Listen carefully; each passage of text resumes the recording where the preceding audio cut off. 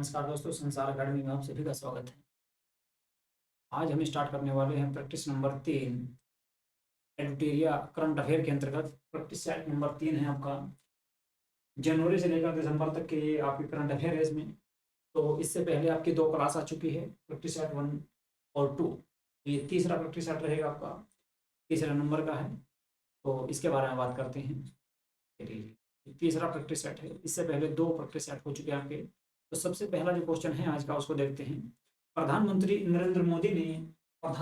नरेंद्र मोदी ने दिव्यांगजनों के लिए देश के पहले हाईटेक खेल प्रशिक्षण केंद्र का उद्घाटन देश के पहले दिव्यांगजनों के लिए देश के पहले हाईटेक खेल प्रशिक्षण केंद्र का उद्घाटन पूर्व प्रधानमंत्री श्री अटल बिहारी वाजपेयी के नाम पर कहाँ किया गया है? तो ये जो उद्घाटन किया गया है इसका, ग्वालियर में किया गया है। मध्य प्रदेश के ग्वालियर में इसका उद्घाटन किया गया है। अगले क्वेश्चन को देखते हैं। हाल ही में निम्नलिखित में से किस संगठन ने ऑपरेशन कवच के तहत विभिन्न प्रजातियों के 955 जीवित शिशु गंगा कछुए बरामद किए हैं? तो ये किए गए हैं राजस्व खुफिया निदेशालय के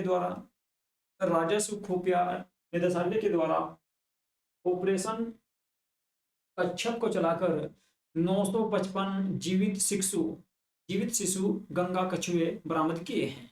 क्वेश्चन नंबर 3 की अगर बात करें, अमेरिका के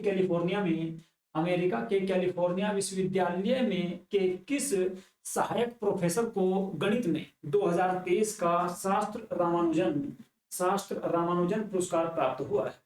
तो ये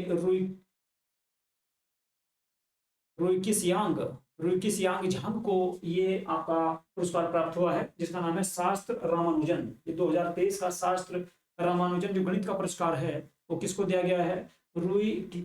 रुइकिस यांग झांग को ये पुरस्कार दिया गया है। ऑप्शन ए इसका सही रहेगा। अगला क्वेश्चन नंबर 4 है आपका।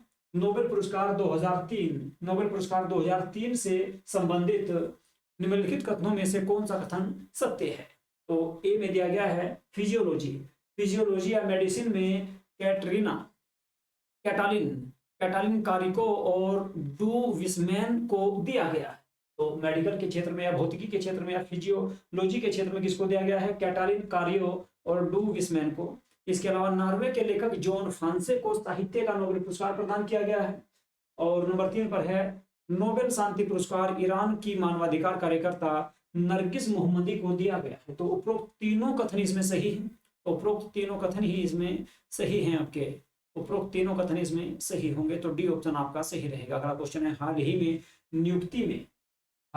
नियुक्ति में कौन सम्मिलित है? तो कौन अभी हाल फिलहाल में ही किस किस की नियुक्ति की गई है ये आपको इसमें बताना है। तो ए में दिया गया है मालदीव के राष्ट्रपति डॉक्टर मोहम्मद मुइजू हैं। इसके अलावा स्लोवाकिया के प्रधानमंत्री रॉबर्ट फिको हैं। और प्रेस ट्रस्ट ऑफ इंडिया का चेयरमैन चुना गया है के.एन. शांत कुमार को। इसके अलावा केंद्रीय प्रत्यक्ष कर बोर्ड के जो अध्यक्ष बने हैं वे बने हैं आपके नितिन गुप्ता। तो इसमें आपके सभी ऑप्शन सही रहेंगे, यानी कि ई ऑप्शन इसमें सही होगा, उपरोक्त सभी।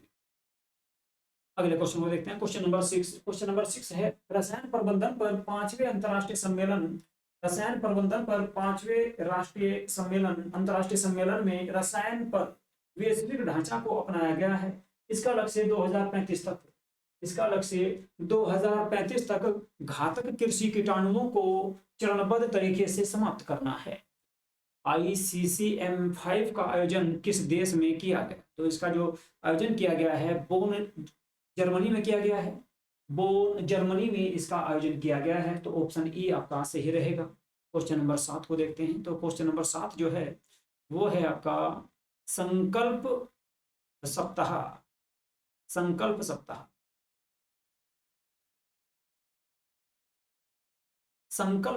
नामक कार्यक्रम के संबंध में कौन सा कथन सत्य है? संकल्प सप्ताह कार्यक्रम के संबंध में कौन सा कथन सत्य है? तो ए में दिया गया है प्रधानमंत्री 30 सितंबर को आकांक्षी ब्लॉकों के लिए सप्ताह भर का विशिष्ट कार्यक्रम संकल्प सप्ताह का शुभारंभ किया। इसके अलावा बी में है देश भर के 329 जिलों के सभी 500 आकांक्षी ब्लॉकों में संकल्प सप्ताह मनाया गया और उसी में दिया गया है संकल्प सप्ताह का प्रत्येक दिन एक विशिष्ट विकास विषय की समर्पित है, विषय को समर्पित है, विकास विषय को समर्पित है। संकल्प सप्ताह का प्रत्येक दिन एक विशिष्ट विकास विषय को समर्पित है, तो उपयुक्त सभी इसका आंसर सही रहेगा। संकल्प सप्ताह से ये कभी जो आपके तीनों जो कथन हैं वे सत्य हैं। क्वेश्चन को देखते हैं। क्वेश्चन नंबर 8 है, नेपाल की राजधानी काठमांडू में आयोजित दक्षिण एशियाई फुटबॉल महासंघ, दक्षिण एशियाई फुटबॉल महासंघ अंडर 19 फुटबॉल चैंपियनशिप का खिताब किस देश के द्वारा जीता गया है? तो इस खिताब को जीता है भारत ने, तो भारत के द्वारा इस खिताब को जीता गया है, जो नेपाल की राजधानी काठमांडू में आयोजित हुआ है। क्वेश्चन नंबर 9 है, हाल ही में हेल्थवे नामक देश के पहले सोलर रूफ साइकिलिंग ट्रैक का उद्घाटन किस शहर में किया गया है? तो हेल्थवे नामक देश भर के पहले सोलर रूफ साइकिलिंग ट्रैक का उद्घाटन किया गया है, वो हैदराबाद में हुआ है। तो हैदराबाद किसकी राजधानी है? तो हैदराबाद आपकी तेलंगाना की राजधानी है और यहीं पर तेलंगाना का हाई कोर्ट भी। के बाद क्वेश्चन नंबर 10 की बात करें, किस देश में दक्षिण पूर्व एशिया की पहली हाई स्पीड रेलवे सुरक्षा, किस देश में दक्षिण पूर्व एशिया की पहली हाई स्पीड रेलवे वूस लॉन्च की गई है? रेलवे वूस लॉन्च की गई है, तो ये इसमें आपको बताना। तो इंडोनेशिया, दक्षिण पूर्व एशिया का जो देश है इंडोनेशिया, इंडोनेशिया में हाई स्पीड रेलवे वूस लॉन्च की गई है। अगले क्वेश्चन की अगर बात करें तो अगला क्वेश्चन है, हाल ही में कौन अंतरराष्ट्रीय टेनिस हॉल ऑफ फेम में नामित होने वाले एशिया के पहले पुरुष खिलाड़ी बन गए हैं? हाल ही में अंतरराष्ट्रीय टेनिस हॉल ऑफ फेम में शामिल होने वाले एशिया के पहले पुरुष बने हैं भारत के लिएंडर पेस, जो एक दिग्गज टेनिस खिलाड़ी भी हैं। इसके बाद क्वेश्चन नंबर 12 की बात करें, पहला अंतरराष्ट्रीय ऊर्जा एजेंसी क्रिटिकल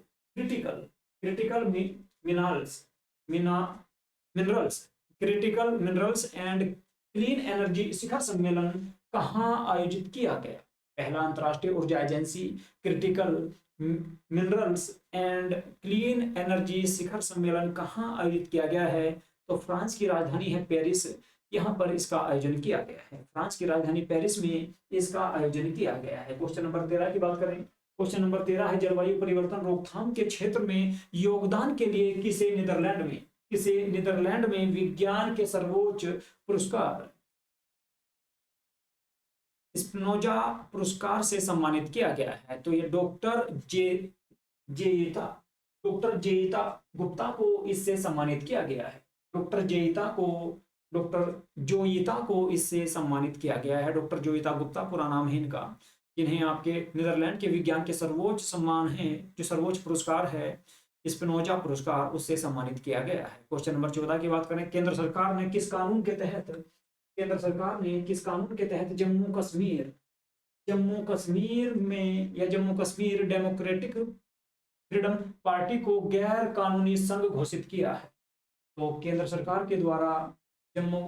सरकार ने किस कानून के तहत Jammu Kashmir democratic freedom party JKDFP को गैर कानूनी घोषित किया है? तो गैर कानूनी गतिविधियां अधिनियम 1967 के तहत इसको जो है गैर कानूनी संघ घोषित कर दिया गया है। तो गैर कानूनी गतिविधियां अधिनियम 1967 के अनुसार इसको गैर कानूनी घोषित किया गया।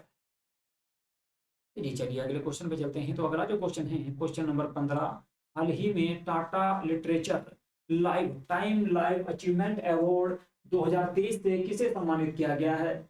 हाल ही में Tata literature life time achievement award 2023 से किसको सम्मानित किया गया है? तो CS लक्ष्मी, अंबाई के नाम से जिसको जाना जाता है, CS लक्ष्मी को इससे सम्मानित किया गया है। CS लक्ष्मी या अंबाई को इससे सम्मानित किया गया है। क्वेश्चन नंबर 16 की बात करें, एशियाई गेम्स 2023 से संबंधित है। एशियाई गेम्स 2023 से संबंधित कौन कौन से कथन सत्य हैं, ये इसमें आपको बताना है। पुरुषों के 3000 मीटर स्टीपल चेंज में स्वर्ण पदक जीतने वाले पहले भारतीय अविनाश मुकुंद सांबले है, तो ये पहला कथन इसका सही है। दूसरा, अन्नू रानी भाला फेंक में स्वर्ण पदक जीतने वाली पहली भारतीय महिला खिलाड़ी बनी है, तो ये भी आपका सही है, अनु रानी पहली महिला खिलाड़ी बनी है। तो सी ऑप्शन सही रहेगा, 1 और 2 यानी कि दोनों सही हैं। 2 अक्टूबर को 154वीं गांधी जयंती मनाई गई।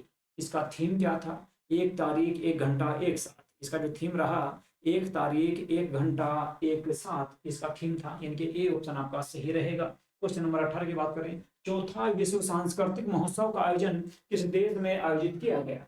चौथा विश्व सांस्कृतिक महोत्सव का आयोजन किस देश में किया गया? तो इसका आयोजन आपका यूएसए में किया गया, यानी कि अमेरिका में इसका आयोजन किया गया है। क्वेश्चन नंबर 19 की अगर बात करें, कनाडा इंडिया फाउंडेशन द्वारा ग्लोबल इंडियन अवार्ड से सम्मानित होने वाली पहली भारतीय महिला कौन है?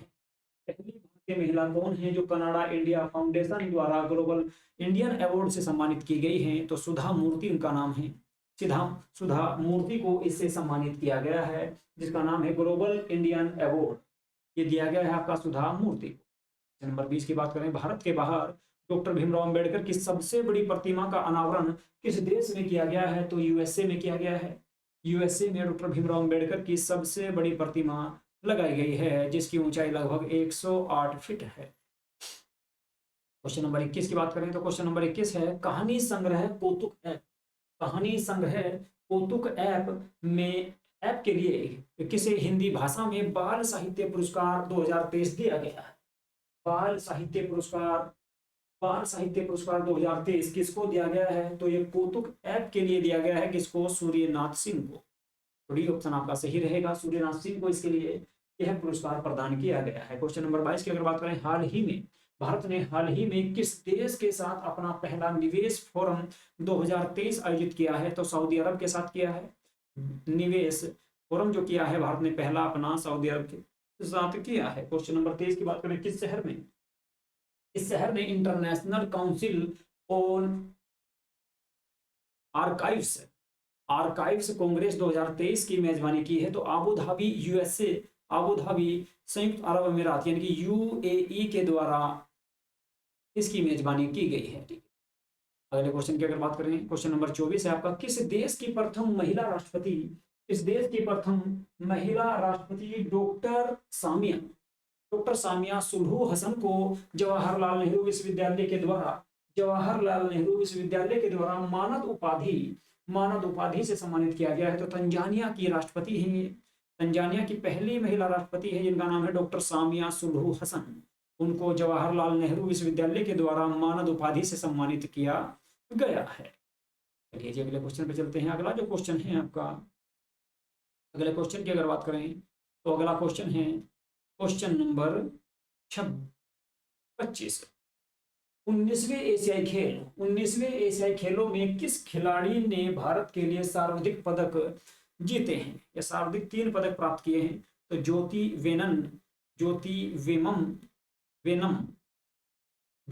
वेनम के द्वारा सर्वाधिक 3 पदक प्राप्त किए गए हैं। तो ज्योति वेनम के द्वारा ये 3 पदक प्राप्त किए गए हैं, जो 19वें एशियाई खेलों में सबसे अधिक हैं।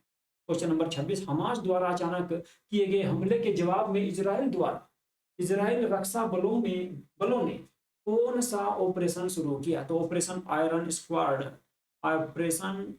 आयरन स्क्वाड्स इन लोगों ने शुरू किया था, जो इजराइल के द्वारा शुरू किया गया था। ठीक है जी, क्वेश्चन नंबर 27 की बात करें, हमास ने इजराइल पर अपने हमले का क्या नाम रखा? तो ऑपरेशन अल अक्सा उसका नाम रखा गया। ऑपरेशन अल अक्सा उसका नाम रखा गया, जबकि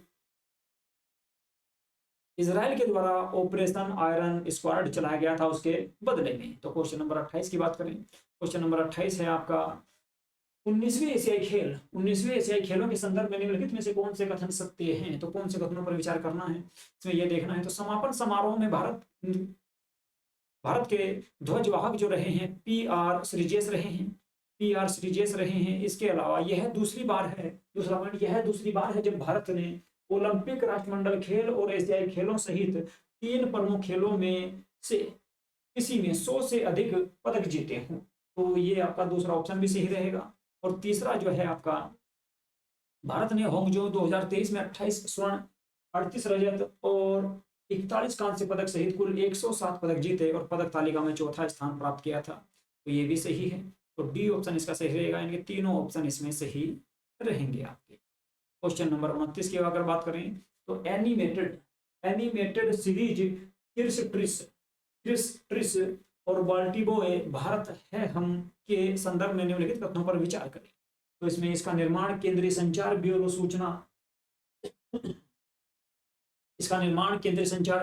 सूचना और प्रसारण मंत्रालय और ग्राफिटी स्टूडियो द्वारा किया गया है, ये सही है। दूसरा है इस श्रृंखला का उद्देश्य युवाओं को कम ज्ञात स्वतंत्रता सेनानियों के बारे में शिक्षित करना है। तो दोनों ऑप्शन इसके सही रहेंगे, ये दोनों ऑप्शन इससे संबंधित हैं और दोनों के दोनों सही हैं। क्वेश्चन नंबर 30 की बात करें, भारत सरकार द्वारा अक्टूबर 2023 में इजराइल हमास युद्ध क्षेत्र से नागरिकों को स्वदेश लाने के लिए कौन सा अभियान शुरू किया गया, मोस्ट इंपोर्टेंट है। तो ऑपरेशन अजय चलाया गया था इजराइल से भारतीय नागरिकों को निकालने के लिए। क्वेश्चन नंबर 31 की बात करें, हाल ही में लॉन्च किए गए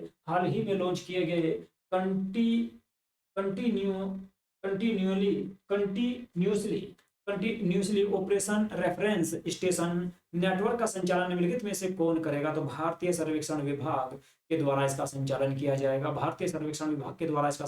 जाएगा। क्वेश्चन नंबर 32, फोर्ब्स की विश्व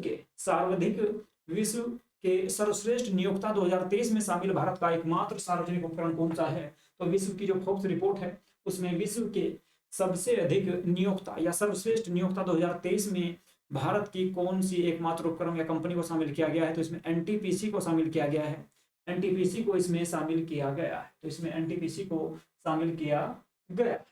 अगले क्वेश्चन की बात करें, क्वेश्चन नंबर 33 की बात करेंगे। तो क्वेश्चन नंबर 33 है आपका, क्वेश्चन नंबर 33 है, किस संस्थान की नेक्सकार 19 को भारत की पहली कार टी सेल थेरेपी के रूप में केंद्रीय औषधि मानक नियंत्रण संगठन से मंजूरी मिल गई है। तो आईआईटी बॉम्बे के द्वारा इसको मंजूरी दी गई है। आईआईटी बॉम्बे से इनको मंजूरी प्राप्त हुई है। क्वेश्चन नंबर 34 की बात करें तो केंद्रीय स्वास्थ्य मंत्री द्वारा 14 अक्टूबर 2023 को किस राज्य के पहले मेडिकल कॉलेज का उद्घाटन किया गया। तो नागालैंड में पहला मेडिकल कॉलेज खोला गया है। 14 अक्टूबर 2023 को भारत के स्वास्थ्य मंत्री के द्वारा इसका उद्घाटन किया गया है। क्वेश्चन नंबर 35 की अगर बात करें, केरल राज्य के पहले 3D प्रिंटेड हाउस का उद्घाटन किस शहर में किया जा रहा है। तो तिरुवनंतपुरम जो केरल की राजधानी है, यहाँ पर इसका उद्घाटन किया जा रहा है, किया गया है। क्वेश्चन नंबर 36 की बात करें, अक्टूबर 2023 में नई दिल्ली में NASC कॉम्प्लेक्स पूसा में आयोजित 4 दिवसीय अंतर्राष्ट्रीय अनुसंधान सम्मेलन का उद्घाटन किसने किया। तो ये इसका जो उद्घाटन किया गया वो द्रौपदी मुर्मू के द्वारा इसका उद्घाटन किया गया। क्वेश्चन नंबर 37 की बात करें, Asia Pacific institute for broadcasting development का अध्यक्ष किस देश को बनाया गया है। तो भारत को इसका अध्यक्ष बनाया गया है। डी ऑप्शन सही रहेगा। Asia Pacific institute for broadcasting development का अध्यक्ष जो चुना गया है वो भारत को चुना गया है। क्वेश्चन नंबर 38 की बात करें, हाल ही में भारत की सबसे बड़ी पंप भंडारण परियोजना की आधारशिला किस राज्य में रखी गई है। तो पंप भंडारण की आधारशिला जो रखी गई है मध्य प्रदेश में रखी गई है। इसके बाद पुस्तक the book of life my dance with Buddha for success किसके द्वारा लिखी गई है। तो विवेक रंजन अग्निहोत्री के द्वारा इस पुस्तक को लिखा गया है। क्वेश्चन नंबर 40 की अगर बात करें, क्वेश्चन नंबर 40 है, दक्षिण कोरिया के बुसान में आयोजित बुसान इंटरनेशनल फिल्म फेस्टिवल 2023 के संबंध में कौन कौन से कथन सत्य है, ये आपको इसमें बताना है। तो ए में दिया गया है इंटरनेशनल हंसल मेहता की वेब सीरीज स्कूप को वुहान इंटरनेशनल फिल्म फेस्टिवल 2023 में सर्वश्रेष्ठ एशियाई सीरीज का अवार्ड दिया गया है। इसको दिया गया तो स्कूप को ये अवार्ड प्रदान किया गया है, जिसके डायरेक्टर हैं हंसल मेहता के द्वारा जो है ये वेब सीरीज डायरेक्ट की गई है, जिसका नाम है स्कूप। इसको बुसान इंटरनेशनल फिल्म फेस्टिवल में सर्वश्रेष्ठ एशियाई सीरीज का अवार्ड दिया गया है। इसके अलावा स्कूप सीरीज के लिए एक्ट्रेस करिश्मा तन्ना ने बेस्ट लीड एक्ट्रेस का अवार्ड जीता है, तो ये भी सही है। इसके अलावा फिल्म निर्माता प्रसन्ना विथानगे प्रसन्ना विथानगे को की फिल्म पैराडाइज ने किम जिसे योंग पुरस्कार जीता है। तो ये सभी इसमें सही हैं, आपके ए, बी और सी, यानी कि डी ऑप्शन सही रहेगा। सभी ऑप्शन इसके सही हैं। क्वेश्चन नंबर 41 की अगर बात करें, भारत के बाहर दुनिया का सबसे बड़ा हिंदू मंदिर, भारत के बाहर दुनिया का सबसे बड़ा हिंदू मंदिर किस देश में बनाया गया है? तो यूएसए में बनाया गया है, यानी कि अमेरिका में सबसे बड़ा हिंदू मंदिर बनाया गया है जो भारत के बाहर है। इसके बाद क्वेश्चन नंबर 42 की बात करें तो 14 अक्टूबर 2023 को 141वीं अंतर्राष्ट्रीय ओलंपिक समिति आईओ की बैठक का आयोजन किस शहर में किया गया? बंबई शहर में किया गया है। और इसी में आपका जो है क्रिकेट T20 को ओलंपिक में शामिल करने का प्रस्ताव भी पास किया गया। ये क्वेश्चन नंबर 43 की बात करें, 43 क्वेश्चन नंबर 43 है आपका हाल ही में क्वेश्चन नंबर 43 है हाल ही में बांग्लादेश में पद्मा रेल लिंक ब्रिज का उद्घाटन किया गया। इस परियोजना का विकास किस देश के सहयोग से किया गया है? तो चीन के सहयोग से इसका विकास किया गया है। चीन के सहयोग से बांग्लादेश में पद्मा रेल लिंक ब्रिज का उद्घाटन जो किया गया है, और इस परियोजना को चीन के सहयोग से किया गया है बांग्लादेश के द्वारा।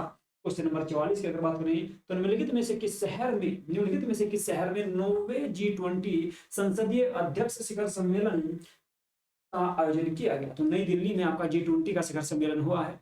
G20 का जो 9वां शिखर सम्मेलन हुआ है संसदीय अध्यक्ष का, तो ये आपका नई दिल्ली में आयोजित हुआ है। इसके अलावा क्वेश्चन नंबर 45 की बात करें, हाल ही में का तटीय मंदिर भारत का पहला हरित ऊर्जा पुरातत्व स्थल बन गया है। तो कौन सा है? तमिलनाडु का तटीय मंदिर भारत का पहला हरित ऊर्जा पुरातत्व स्थल बन गया है। तो इसके बाद क्वेश्चन नंबर 46 की बात करें, हुरून इंडिया और 360 वन हेल्थ द्वारा संयुक्त रूप से जारी की गई इस हुरून इंडिया रिच लिस्ट 2023 के अनुसार भारत के सबसे अमीर व्यक्ति कौन है? तो मुकेश अंबानी को भारत के सबसे रिच यानी कि सबसे अमीर व्यक्ति घोषित किया गया है हुरून इंडिया रिच लिस्ट 2023 के अनुसार। क्वेश्चन नंबर 47 की बात करें, 11वें सुल्तान जोहर कप के संबंध में निम्नलिखित में से कौन से कथन सत्य हैं, ये आपको बताना है। तो इसमें आपका ए में दिया गया है 11वां सुल्तान जोहर कप 2023 का आयोजन मलेशिया के जोहर में 23 अक्टूबर से 4 नवंबर तक आयोजित किया गया। तो 23 अक्टूबर से 4 नवंबर तक इसका आयोजन किया गया है मलेशिया के जोहर में, ये सही है। बी में है आपका 11वां सुल्तान जोहर कप 2023 में जर्मनी ने स्वर्ण पदक जीता है। तो इस कप में जोहर कप में जर्मनी के द्वारा स्वर्ण पदक जीता गया है, ये भी सही है। भारतीय जूनियर पुरुष हॉकी टीम ने 11वीं सुल्तान जोहर कप में कांस्य पदक प्राप्त किया है, और ये किया गया है जूनियर पुरुष हॉकी टीम के द्वारा। तो बी, इनके ऑप्शन सभी सही रहेंगे इसमें, ए, बी और सी। क्वेश्चन नंबर 48 की बात करें, 8वां ब्रिक्स अंतर्राष्ट्रीय प्रतिस्पर्धा सम्मेलन का आयोजन किस शहर में किया गया? तो इसका जो आयोजन किया गया है 8वां ब्रिक्स अंतर्राष्ट्रीय प्रतिस्पर्धा सम्मेलन जो हुआ, ये आपका नई दिल्ली में हुआ है। क्वेश्चन नंबर 49 की बात करें, हाल ही में केंद्र सरकार ने देश के युवाओं के नेतृत्व वाले विकास को सुनिश्चित करने के लिए एक व्यापक समक्ष तंत्र के रूप में काम करने के लिए माई भारत की स्थापना को मंजूरी दी है। माई भारत का पूर्ण रूप क्या है? माई भारत का पूर्ण रूप है मेरा युवा भारत से मेरा और वाई से युवा भारत, मेरा युवा भारत, यानी कि डी, सी ऑप्शन इसका सही रहेगा। और आज का जो आखिरी क्वेश्चन है उसके बारे में बात कर लेते हैं। प्रधानमंत्री नरेंद्र मोदी ने किस राज्य के पंडित जवाहरलाल नेहरू स्टेडियम में 37वें राष्ट्रीय खेलों का उद्घाटन किया? तो 37वें राष्ट्रीय खेलों का जो उद्घाटन किया गया है वो पंडित जवाहरलाल नेहरू स्टेडियम है आपका कहाँ पर? तो गोवा में स्थित है, यहाँ पर इसका उद्घाटन किया है। तो ये आपके आज के 50 क्वेश्चन थे, ठीक है। तो ये आपका जो तीसरा प्रैक्टिस सेट था, इसके अलावा 7 प्रैक्टिस सेट और आ रहे हैं आपके, और कंप्लीट साल इसमें आपका जो पूरा 2023 है वो तुम्हारा कंप्लीट हो जाएगा। तो आज की क्लास को करेंगे यहीं पे समाप्त, और जिन बच्चों ने चैनल को सब्सक्राइब नहीं किया है वे सभी चैनल को सब्सक्राइब जरूर कर लें, वीडियो को ज़्यादा से ज़्यादा लाइक करें, शेयर करें। चलिए ठीक है, करते हैं यहीं पे आज की क्लास को समाप्त।